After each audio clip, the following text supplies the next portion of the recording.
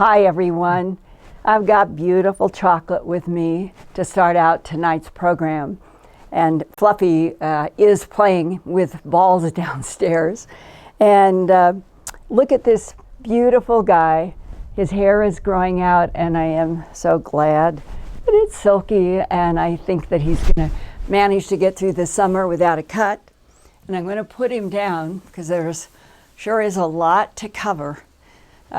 Where I left off last week on the YouTube broadcast was the introduction of these secret leaked EWD notes that were dated October 16th, 2002, that have been making all of the internet and social media rounds, and a second leaked March 23rd, 2001 memorandum, both allegedly written by physicist Eric W. Davis, PhD, who works for electrical engineer and physicist Howe, PhD.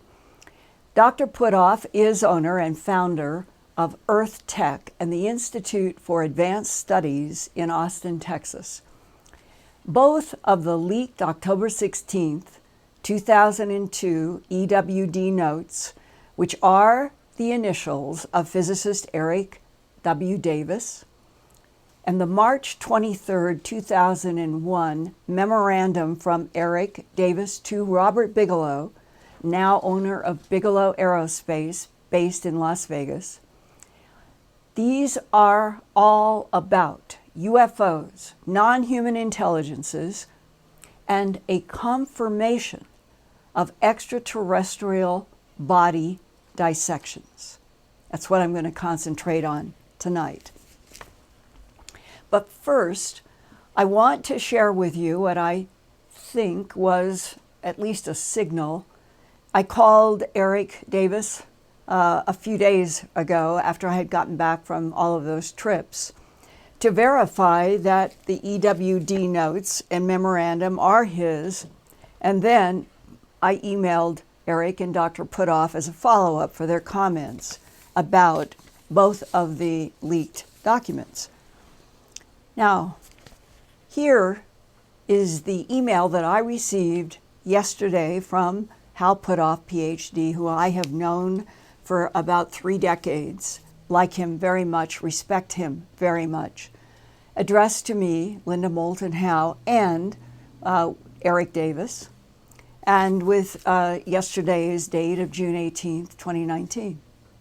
Quote, "Hi, Linda, with regard to the circulating EWD notes, all we wish to say is that we have no comment on its authenticity, as we still retain U.S. government security clearances and remain bound by the secrecy oaths we have taken. We believe it is in the best interest of the U.S. government and ourselves not to comment on any documents that purport to describe classified U.S. government programs or information, with the best of regards for your sleuthing effort, signed Hal." And then, very soon afterwards, I got this from Eric Davis. "Hi, Linda. Ditto what Hal wrote in response to your request," which was to confirm if these EWD notes and the second one, the memo about Kit Green, if they were from Eric, that they would confirm. That's what this is all about. "Ditto what Hal wrote in response to your request. Also, I haven't checked my phone office for voice messages in a long time, so I didn't hear your voice message." I understand, Eric. So I was glad to hear from both of them. Eric signed off as the Chief Science Officer for Earth Tech International in Austin, which is Dr. Howe Puthoff's institute. So I take that as reading between the lines, as I know that my friend and colleague Rich Dolan received a sort of similar reply, and we both would agree that it's like a tipping of the hat to us who are trying to investigate and report facts, and not a denial and not a direct confirmation, but sort of a confirmation in between the lines. And in the second leaked batch of 11 pages that are dated March 23rd, 2001, in a memorandum, I want you all to know that at my Earthfiles.com, my whole web series, where I do real X-Files, science, medicine, and the environment reports, I have 3 reports up right now that don't go to them unless you can continue watching our YouTube. But if you can do both, that's great. Because all of the documents and everything that I'm talking about tonight are all there in great detail, high resolution photos. And I'm going to be sharing with you some of the photos on the autopsy tonight. But I want you to know that this YouTube broadcast complements all of the work that is now at Earthfiles in Part 1, Part 2, Part 3 about these mysteriously leaked batches of documents. And that Part 4 relates to Grant Cameron releasing 3 letterhead pages from Robert Bigelow to astronaut Edgar Mitchell. And I'm going to have that as a Part 4. I wanted to add some information to those 3 pages. And so I'm going to do that Part 4 after I get back from AlienCon, because believe it or not, and I still haven't packed, I go to AlienCon tomorrow, and I'll be there Thursday, Friday, Saturday, Sunday, get back Sunday night. And I'll be here to follow up next Wednesday. So the rich detail of all of these leaked notes is at my Earthfiles.com. But tonight, what I want to concentrate on is really my own personal experience behind the scenes on the Santilli video that relates directly to the leaked second batch of Dr. Kit Green and his comments and his history in which he was given briefings in the Pentagon. That sound is ice. What we keep having problems here. Brad's probably going to have to get a new computer as his computer gets too hot. And so he's now putting it on ice in a bag so we hopefully can continue. So when I read the first series of the notes, and I realized we could do a series of hourly night reports on everything that is in those first 15 pages. And then in this second 11 pages, because I think that it is the first time that we've ever had a leak that is talking specifically from a PhD, MD's point of view, who was taken to the Pentagon or asked to go to the Pentagon at least twice, according to these 11 pages, for a briefing, one official and one unofficial. On what? The autopsy that is in film that we have called since 1995 the Santilli released Autopsy, and that's what this second batch of memos are about. And here is an excerpt in this new 11 pages. It is a memo from Eric Davis to Bob Bigelow, and it is about Dr. Green being asked to comment professionally on this film. And here's a quote. This is now Eric Davis to Bob Bigelow summarizing Dr. Green's professional assessment. Quote, "The alien autopsy film video is real. The alien cadaver is real. and the cadaver seen in the film video is the same as the photos that Kit saw at the Pentagon during briefing number 2, which was 1987 to 1988.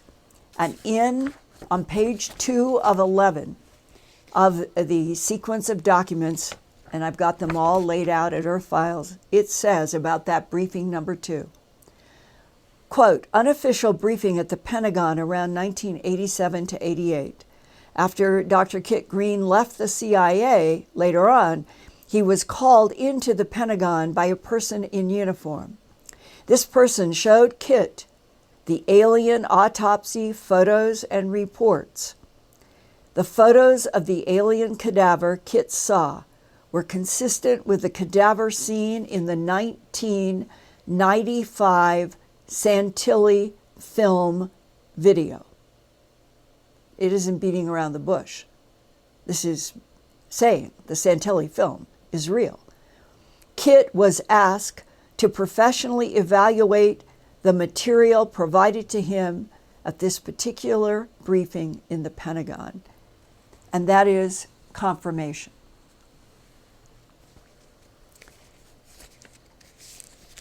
He said that the alien forensic tissues could hypothetically be located at Walter Reed Armed Forces Institute for Pathology in the Medical Museum, which is not open to the public and requires a security clearance to get in.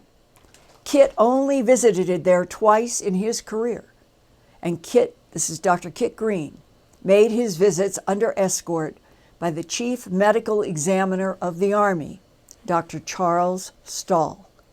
There is very good reason to believe that the alien autopsy tissues from a 1947 crash, I'm going to go into detail. The crash was May 31st, 1947. They retrieved 4 bodies, 1 dead at the scene, apparently for a while, 2 also dead and 1 alive. And that those 4 bodies are the subject of the film, known as the Santilli film, and of the professional opinion asked in the Pentagon of Dr. Kit Green about this, and that the tissues from the autopsies done on these alien bodies that we're going to get into are probably located still today at Walter Reed. And here's the quote, because all forensic samples are kept there. And I infer that that means all forensic samples taken from extraterrestrial biological entities over the last 70 or more years have gone to very specific laboratories, and Walter Reed is one of them, and that's likely where the tissue of these bodies are. And those words from Dr. Kit Green about the authenticity of the 6-fingered, 6-toed human dissected after retrieval from a 1947 UFO crash, it is confirmation that the Santilli film video is real, it is important, and it is a film that we should be able to go to now after we have all been studying these documents, and I'm going to share you my personal experience that we would be seeing at least one type, 6 fingers, not 4 or 5, 6 toes, not 4 or 5, and not claws, very human-like, except 6 digits and a strange body abdomen that we are going to look at here in just a minute. And just a little background about Dr. Green to set the stage for why this is so important, why this is confirmation. I keep wanting that headline around the world, we're not alone in the universe. Well, this is getting closer and closer because this is confirmation that film, that counterintelligence worked for so hard in 1995 on to convince everybody that it was a hoax, probably paid a lot of money to Santilli to say eventually that, oh yeah, well, yeah, it's not real.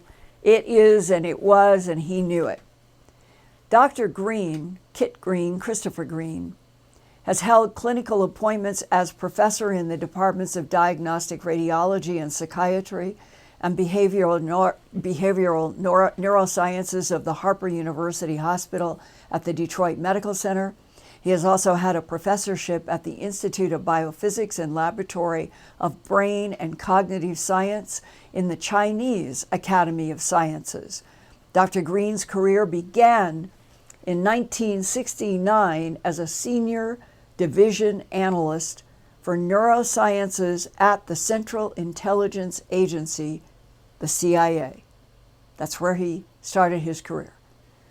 In the mid-1970s, Kit Green was a program manager for controlled remote viewing research. He has spent his career helping this government try to understand medical, biophysical aspects related to the UFO phenomena and anomalous phenomena. So when he says that this film is of a real autopsy or dissection, and that the tissues are at a very specific lab, which is the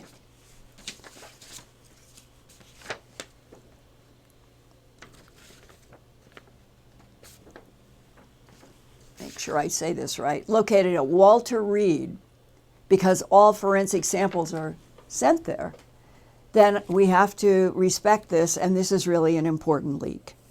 All right, now I want to go back to the summer of 1995. I was traveling in southern England. It was July of 1995. I was investigating crop formations. And I did that work into July of 1995.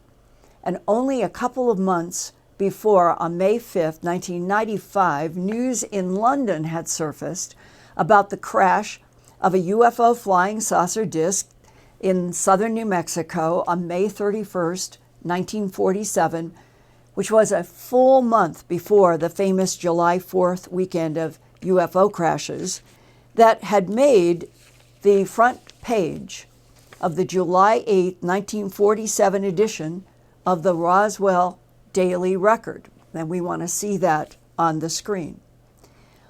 On Friday, May 5th, 1995, about 100 people had gathered at a small cinema in the Museum of London. Their invitations had come from Merlin Productions owner Ray Santilli, who operated a small music video business on Balcombe Street in London. And that's when Santilli screened black and white videotape, which he said contained several minutes of black and white 16mm film that had been transferred from old and deteriorated original 1947 celluloid, not from this crash on the front page that was dated July 8th, 1947, but from another crash. And this one had crashed May 31st, 1947. And now, Brad, to the map, about 165 miles northwest of Roswell near Socorro, New Mexico. Ranchers who had been outside on the nearby plains of there's two sayings in New Mexico, St. Augustine and St. Augustine. You'll hear both. Ranchers heard a loud explosion. Afterward, the ranchers encountered U.S. Army personnel that had with them a strange humanoid body with big eyes. Based on the cameraman's latest and later testimonies, this must have been the one being of 4 found at the site that apparently lived for 2 years after this crash in custody of the U.S. government. Now, the cameraman, the military cameraman, who is referred to as JB, said that he knew that at least 2 of the bodies were autopsied at that time, which would have been probably somewhere between the first week of June to July of 47. There is some question about exactly when was each autopsy done. The cameraman used the word autopsy, but they were probably technically dissections. And that the difference is a dissection is to cut apart or separate tissue, especially for anatomical study, which must have also been done to investigate the non-human bodies. Now, I'm going to go through some high-resolution images that are directly from that historic 16-millimeter film taken by a cameraman who called himself JB, and that everything that I'm showing you tonight is also included in my book. It's my 3rd book, Glimpses of Other Realities, Volume 2, High Strangeness. And all of this is contained in pages 49 to 66 in that book. And all of my work is always available at the Earthfiles shop in case you would like to get a copy, and then everything that we're going to go through now you will have there in those pages. Let's start with the 6-fingered, 6-toed humanoid, allegedly filmed by U.S. military cameraman JB after retrieval from a UFO disc that crashed May 31st, 1947 in the Socorro, New Mexico region.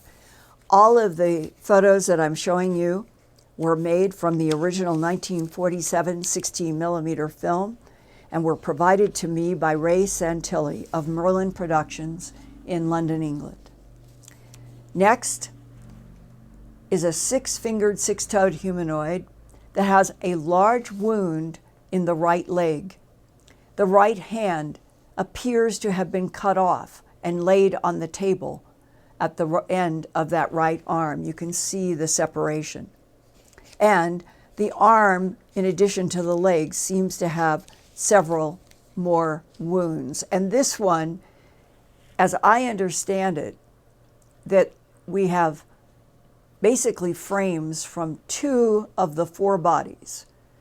So one, the leg gash, and one without, and then there was one alive and one that must have been more badly deteriorated. So these are 2 of the 4. Now, one of the 2 humanoids with the 6 fingers and 6 toes seen in the dissection film here also shows the whole scope of the big stomach and the big gash in the leg. The one that allegedly lived for 2 years in custody is a very interesting reference by the cameraman JB, and that there was a 4th that was apparently dissected separately from these 2, and these 2 were dissected, and probably they looked for cause of death, but probably they wanted to study the tissues more. And this was done between the first week of June and first week of July of 47. Now, here is a photo of a white glove surgeon that is showing that there are 6 fingers. And I put these lines on in the number 6 to help you see. The fingertips are very dark. It's not explained why. And down below, you can see that you can count the fingers much easier. Where it's dark, it kind of blurs together, but down below, you can count and see that there are 6 fingers. And then in the next photo, you can clearly see that there are 6 toes of the surgeon's gloved hand holding the 6 toes. Well, I met with Ray Santilli on September 12, 1995, at his Moulton Productions office on a busy street in London. He had posters of Elvis Presley all over the walls in the office, and he had produced by then 4 videos about Elvis Presley. And he told me that he had first seen this black and white Army film when he was negotiating the purchase of Elvis Presley footage that showed the singer when he was in the U.S. Army. And Santilli wanted the footage for this music video that he was producing and ended up producing 4. And he had traveled to Cincinnati, Ohio, to meet with a elderly man who said that he had Army footage of Elvis Presley singing, and that's why Ray Santilli went to Ohio and he screened the Elvis Presley footage. Well, while they were doing that, the elderly man who calls himself JB told Santilli that he also had, quote, flying saucer craft debris and autopsy film that he had taken himself, that JB had taken himself, of strange humanoid bodies and dissections from a UFO in New Mexico. And the elderly cameraman known as JB told Santilli that he had about 200 3-minute canisters of old black and white 16 millimeter flying film that he kept at his home in Florida. So Ray Santilli took off for Florida with him, and there they watched a few old film reels projected on a wall in JB's house, and that's when Santilli decided to buy all the film for broadcast and video distribution. JB said he wanted to remain anonymous to protect his family, and that the 150,000 US equivalent dollars that he was paid by Santilli, he wanted to go to his granddaughter.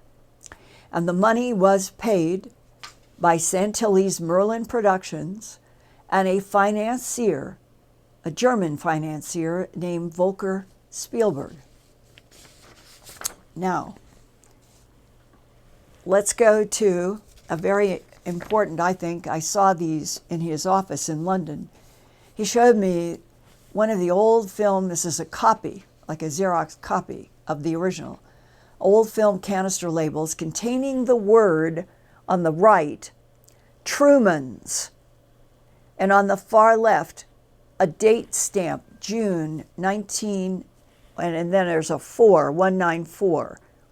And according to JB, this was 1947, June 1947 film.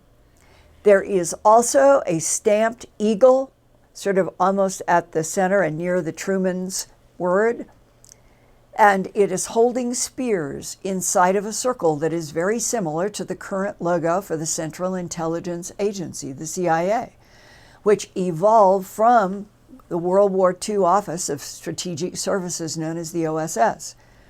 Well, in September of 1947, after both the May crash and the first July weekend Roswell region crashes, President Truman signed the National Security Act. This is September of 47. Remember, so we're only a few weeks after the Roswell July, and about 2.5, 3 months after the May 31st crash. So President Truman signed the National Security Act. It produces the National Security Council, the NSC, and the Central Intelligence Agency to advise the NSC about intelligence matters pertinent to national security. The first CIA director, Navy Admiral Roscoe Hillenkoetter, was also head of the alleged MJ-12 Special Studies Group, assigned by Truman to analyze the UFO phenomenon. Well, Santilli showed me frames from the cameraman's film and later sent me a transcript of an on-camera interview that JB had finally granted. For a while, he wasn't going to be interviewed. And then here are some excerpts from Cameraman JB 1995 statement. to Santilli. Quote, I joined the Army forces in March of 1942 and left in 1952. He explains that his father was in the movie business, and that's how he came to have an interest in cameras. In the fall of 1944, he was assigned to intelligence, reporting to the Assistant Chief of Air Staff. He said, I was moved around depending upon the assignment, including the atomic tests at White Sands Proving Ground. He said, I was ordered to the crash site just southwest of Socorro on the plains of San Agustin or St. Augustine. He said it was urgent, and my brief was to film everything in sight, not to leave the debris until it had been removed, and I was to have access to all areas of the site. If the commander in charge had a problem with that, I was told to get them to call by phone Major General Clements McMullen, who was deputy commander of the Strategic Air Command in Washington, D.C. He said, I also received the same instructions from General Carl Spaatz, who soon became Chief of Staff of the newly independent U.S. Air Force after its creation in September of 47. General Spaatz said, what had crashed was a Russian spy plane, a common deflective, deceptive explanation. So that was 2 generals in one day. This job was important. When we arrived, the site had already been cordoned off. From the start, it was plain to see this was no Russian spy plane. It was a large disc flying saucer on its back with heat still radiating from the ground around it. It was decided to wait until the heat subsided before moving in, and this was made all the worse by the screams of the, and this is in the cameraman's writing, he used this word, freak, F-R-E-A-K, of the freak creatures that were lying by the vehicle. What in God's name they were, no one could tell. Each had a box which they kept hold of in both arms close to their chests. They just lay there crying, holding the boxes. This implies that all 3 creatures were still alive at this time. And there was one that was dead. So that this would mean 4 entities, one is dead when they get there. And so this implies that all 3 were screaming. And then 2 of those die, and 1 kept living for the next 2 years. Once my tent had been set up, I started filming immediately, first the flying saucer vehicle, and then the site and debris. The sun would not yet have been up, so this filming must have been done under artificial light. This is his note. He said, then at around 6 a.m., and this is going to be June 1st or June 2nd, 1947, it was deemed safe to move in. And it's not clear if the crash was May 31st, did he start filming at 6 a.m. on June 1st or June 2nd? And then he says, again, the freaks were still crying, and when approached, they screamed even louder. They were protective of their boxes, but we managed to get one loose with a firm strike at the head of a freak with the butt of a rifle. It's a sad scene in many ways.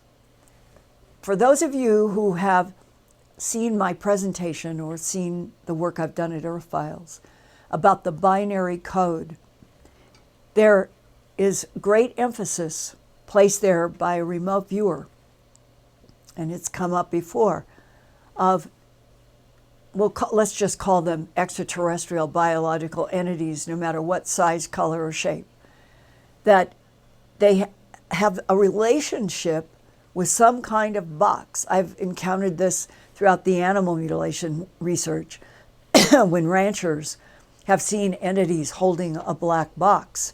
So again, here is this black box, and one of the things that I have learned through the investigation that I did with Santilli is that when they did the autopsy, that the doctors themselves said that there were no sexual genitals on either of the bodies, and that would suggest they were clones.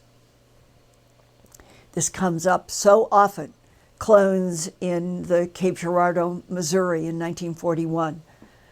And if they are clones, or even go another little step to android, the boxes that have come up in the last 70 years over and over and over, and even with Sasquatch, Bigfoot and Sasquatch have been seen carrying a black box that has red lights.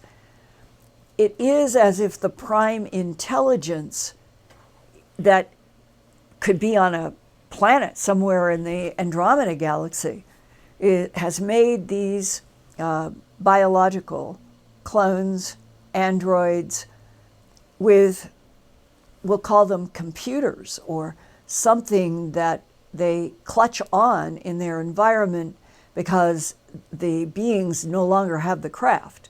The craft has crashed, but they have these boxes that they try to hold on to. Well, I guess, I mean, when you hear what I'm going to say next, it's on one side, it is natural. I suppose that military people are going to be under orders to drag and secure with rope and tape these bodies that are screaming, and that's what happens. And there's the fourth one's dead. He says the medical team were reluctant at first to go near these freaks, but as some were injured, they had no choice. Once the creatures were collected and taped, the priority was to collect all the debris that could be removed easily, as there was still a risk of fire. This debris seemed to come from exterior struts, which were supporting a very small disc on the underside of the craft, as if there was, and this has also come up from many people that I have talked to in military and intel. On one of the crashes in July, I think it's quite clear that one of the craft was coming down and probably hit near Corona, but it released some kind of an emergency pod that went up over the mountains and down onto white sands. And I think that's also a description here, that whatever these beings, whatever their work, they had this emergency pod, but they didn't get into it, it didn't get off. The debris was taken to tent stations for logging and then loaded into trucks.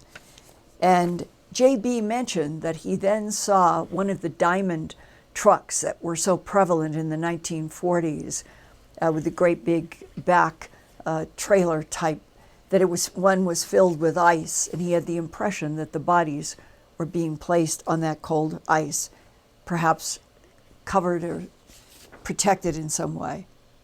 Well, after 3 days, maybe he means June 4th, a full team from Washington, D.C. came, and the decision was to remove the craft. They said that when they went inside of this craft, which they could do, that it was a very heavy atmosphere, impossible to stay in for more than a few seconds without feeling very sick, that it was decided that it had to go to a base that was very important, very classified, and they took it to Wright Field. And that's where JB then followed to do even more filming. A note, historically, what we know as Wright-Patterson Air Force Base in Ohio today was not formed until January 13th, 1948, about the same time that all of this was going on in retrievals. And that was the joining of a Wright base and the Patterson base. So Wright-Patterson as an institution wasn't there till January of 1948. And so, but everybody talks about Wright-Patterson. It would have meant that the androids that went and the debris went to Wright Field in 47 and became Wright-Patterson in 48. And then he said he stayed at Wright for a further 3 weeks to film the debris. And ladies and gentlemen, I want you to see some of the debris he filmed. These are the famous panels with depressions of six-fingered handprints allegedly found with the six-fingered humanoids in that May 31st to June 2nd, 47 military recovery operation in a place near Socorro, New Mexico. And this is from a film by Army cameraman J.B. when he went to what became Wright-Patterson, and that's where the debris went. A personal note that as you are looking at these panels, I have had a discussion with a physicist who told me that in the 1970s, he worked directly, let's stay on the panels, let's stay there, and said that he put his hand down into, and they were six-fingered, the physicist said they were six-fingered, and that he had a magnifying glass and was guided to examine the tips of the fingers. And then when he had a magnifying glass down where each of the tips of the fingers would be in those panels, he said there was what we would call fiber optics bunched together. And then that related to all the fiber optics that were between the skins of the bismuth, magnesium, zinc that I've tried to investigate for 22 years. That was the outside skin, then the fiber optics, and then the inside skin was pure aluminum, 99.9%, with monatomic iridium atoms placed intelligently in the aluminum on the inside skin, and that he was able to trace that some of those fiber optics that he could see in the magnifying glass in these six-fingered panels went right into all of the fiber optics between the two skins, and that he concluded what we've all heard about for the last 30, 40 years. Whether they were androids, clones, they flew the craft with their mind, wearing technology that interacted through these panels into the craft and the fiber optics and the bismuth, magnesium, zinc, and the aluminum with the iridium monatomic. So that, as far as I am concerned, you are looking at real extraterrestrial biological entity control panels and how they use their minds through their fingers, interacting with the technology that the craft is made of to make it move, neutralizing gravity. That is a big part of what they do. Now, let's go to the next image. I find this so fascinating. In the 16 millimeter film of the Socorro region, so now he's at Wright Field, and this is another. Here is an I-beam, which reflected, as you watch the film, you can find this film in actual film footage.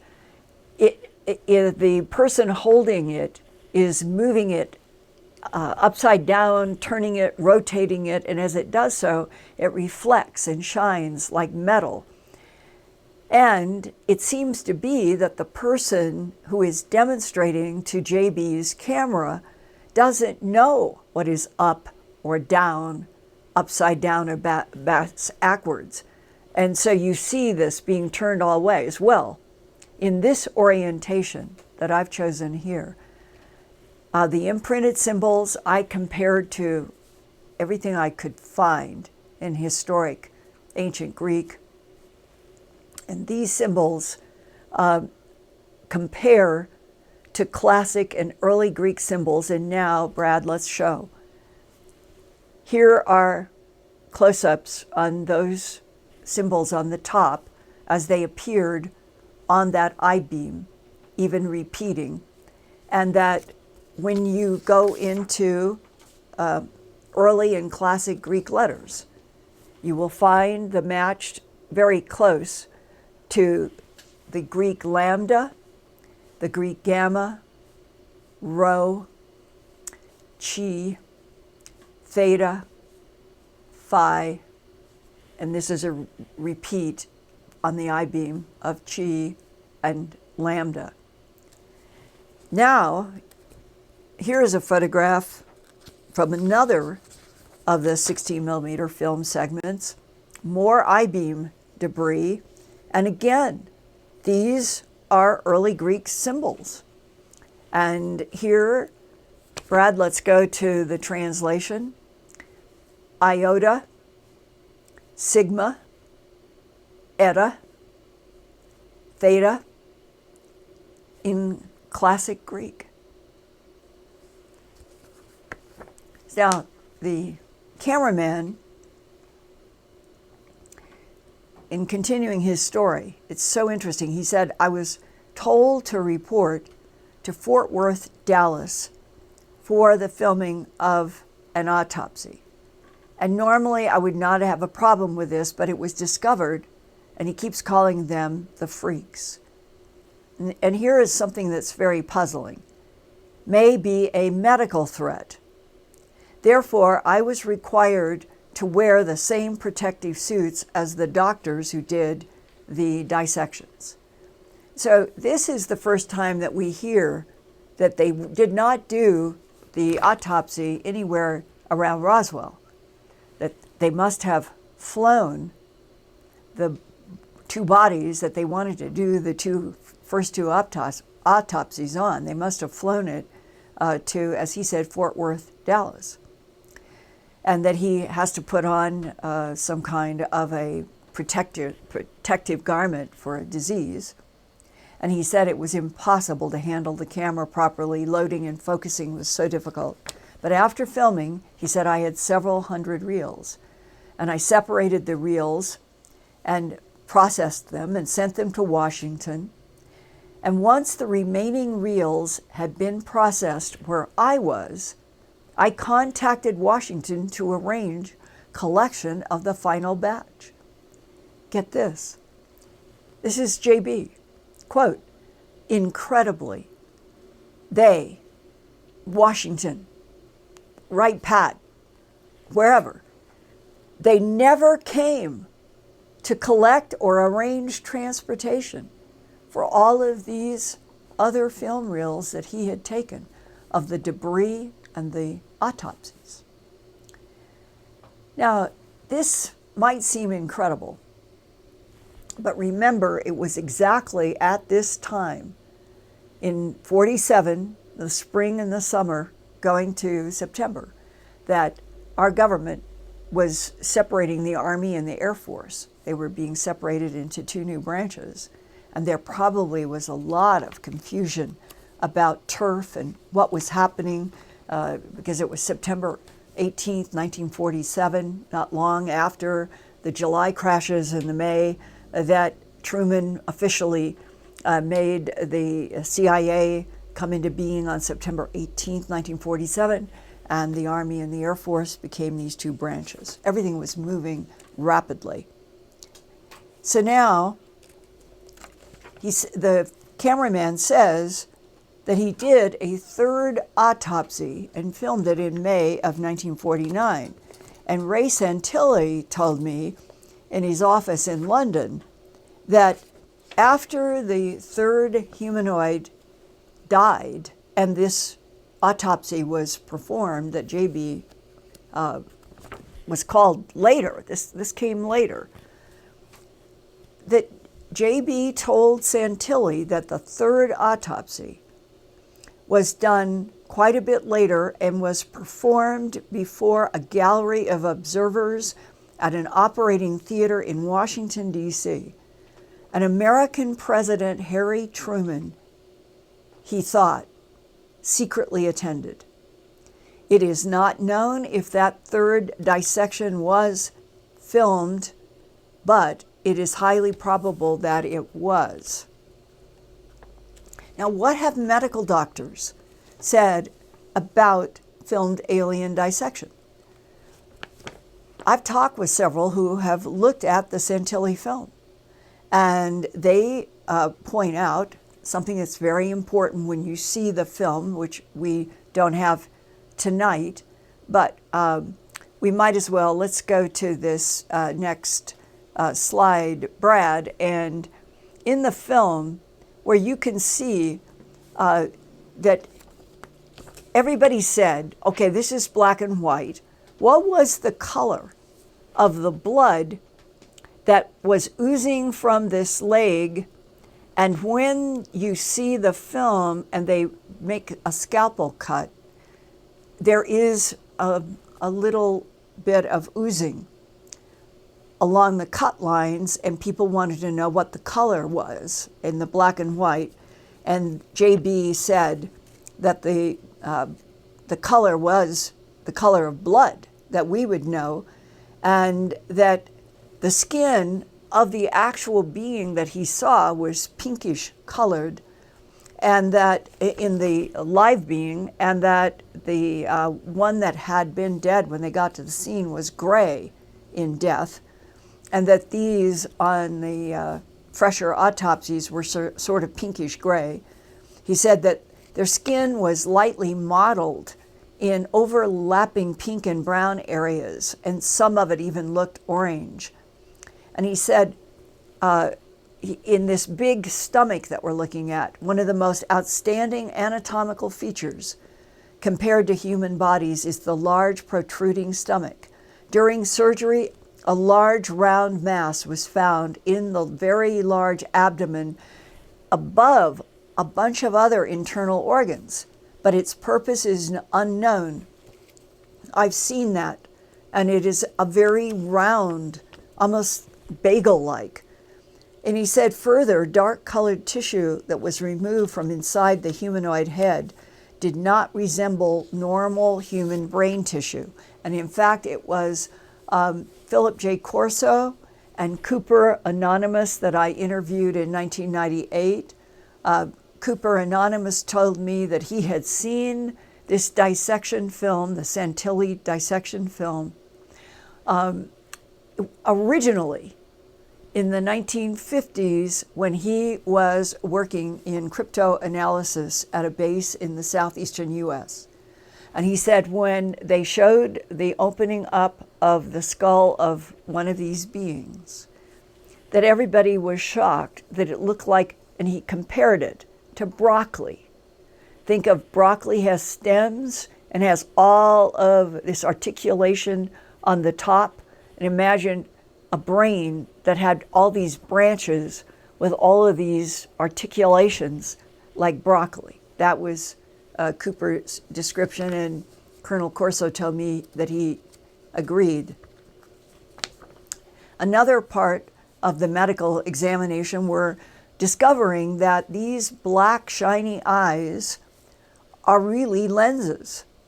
And they discovered this by taking tweezers and lifting off the lens that was covering the eyes. And then when you go to the next image, JB said the surgeon is examining what looks like large whites of eyes around a large dark iris that has rolled back in the eye sockets, and that the humanoids, in terms of what they found in the autopsy of the whole body, that these humanoids did not have breasts, a belly button, penis, or testicles, but there was an orifice in the pubic area which humans would associate with the female gender, but it was on both of these beings and nothing else was there. And so that's when the doctors concluded that the two beings being autopsied were clones. Now they said also that some chest and heart surgeons, in watching the Santilli film on the autopsies of these beings, that they saw that an object is lifted out of the chest, and that doctors in the modern world, upon viewing the Santilli film, said that what they were reminded of was a prosthetic heart valve. But Santilli, JB, the film, you can see there's no surgery scar visible on the chest, and JB confirmed that with Santilli.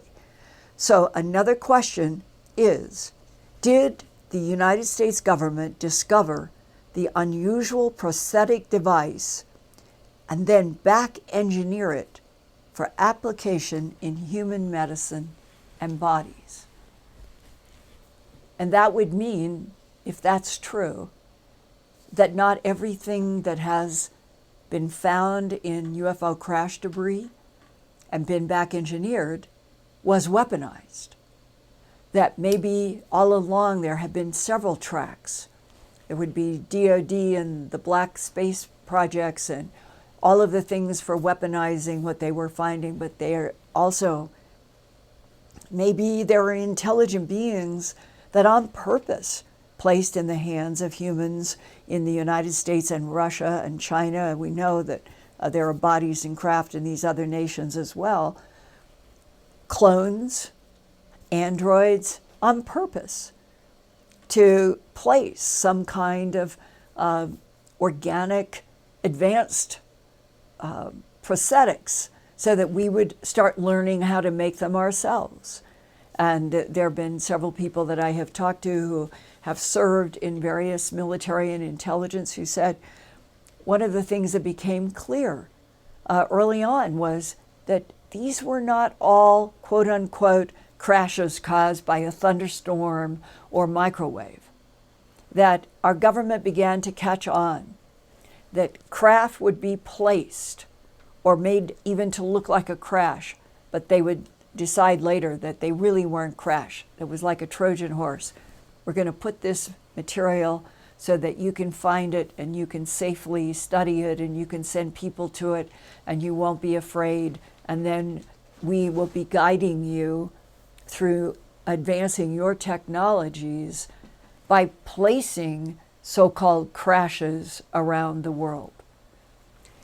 That's perhaps a slice of how complex the entire relationship between Homo sapien, us humans, and other intelligences that have been interacting with our planet for millions of years. And maybe it has been necessary to come to us as crashes, as things that might have scared the government in order to get respect and attention. I think these are the big questions now that go beyond the 15-page leaked document, the 11-page leaked document about Dr. Kit Green affirming that the Santilli film autopsies are real. That it goes to this bigger question that everybody that I know keeps asking me, and I am waiting impatiently for our government to finally release, and that is, Linda, if all of this is true, then why is not at least the United States government leading the way in announcing we're not alone in this universe, we never have been, that there have been advanced alien intelligences with advanced technologies that can neutralize gravity and do all kinds of interactions in the physical realm and the other dimensional realm and timelines that we have not been able to do. And when are we going to get this out in the public? And then would it lead to beings like this? Who are the six-fingered, six-toed, even if they're clones or androids? Who made them? Where are the prime intelligences? Which ones are our allies and protecting us? As so many people in military and intel have said, we have allies and they have been protecting us, and without them we might be in trouble, but take heart, we have good solid allies. wow, wouldn't it be fantastic to meet them? Wouldn't it be fantastic to find out who were these six-fingered, six toes on their mission versus who are the four-fingered small grays, and who are the tall 7 to 8 feet tall Nordic blondes with the blue eyes, and they seem to have 5 fingers, and the reptilians that come with all kinds of descriptions. So to me, the huge value in coming back from the trips where I was talking about these subjects and then reading the 15-page document of notes from Eric Davis, the physicist, and then the 11 pages that are from Eric to Bob Bigelow about Kit Green, confirming that the Santilli autopsies are real. I mean, wouldn't you put this in to the category of someone out there is trying to confirm what we keep asking questions and working so hard to understand, that we're not alone, this film is real, the notes are real, and the time should be right now that we get that big headline, we're not alone. So I know that this has been sort of long and complex, and someday maybe we'll have the ability to actually show the whole Santilli film and talk about it as it runs. But I know that I filled this hour, and I had intended that this would be a program in which I took you through what I think is so important, and that next Wednesday, after I get back from Alien Con, I want to have Lori and Michael will go and do the all questions, and hope that you will go out and tell everybody that you know and all of your family to come to the Earthfiles YouTube channel for a huge mix of shows on Wednesdays about everything related to this huge question of what kind of universe are we in and what other universes there might be and intelligences, and that the issue of subscription, if we can continue to expand our subscriber number, maybe if we get up to 200,000 in July, as I said last week, maybe we won't be interfered with as much by whoever it is that tries to interfere with YouTube broadcasts. And then finally, I am so looking forward to seeing a bunch of you at Alien Con in Los Angeles at the Convention Center, starting Friday, Saturday, and Sunday this weekend. And then I'll be back for a couple of weeks going to Manchester for the Manchester conference that is being held, and I'm going to be doing a presentation there on Spartan 1 and 2, and that then in October will be that UFO cruise that'll go from San Diego down south, and that will be gone for an entire week, and Richard Dolan will be on that cruise, and Alan Steinfeld, and a bunch of people that I know that it would be so fun if some of you on the other side of this camera would join us in October so that we can all at least pick one night, stay up all night talking about everything that everybody has questions about, and then watch the sun come up. I love doing that. So go to my Earthfiles conferences and appearances. It's right there on the right. Click on it. All the information, how to sign up and register from Alien Con to Manchester to the UFO cruise. It's all there. And get ready for doing an hour of questions next Wednesday after I'm back. And I will try to keep my answers short. But some people have said, don't worry about the time of the answer. Just keep going through the questions that you all have. I love you. See you next week.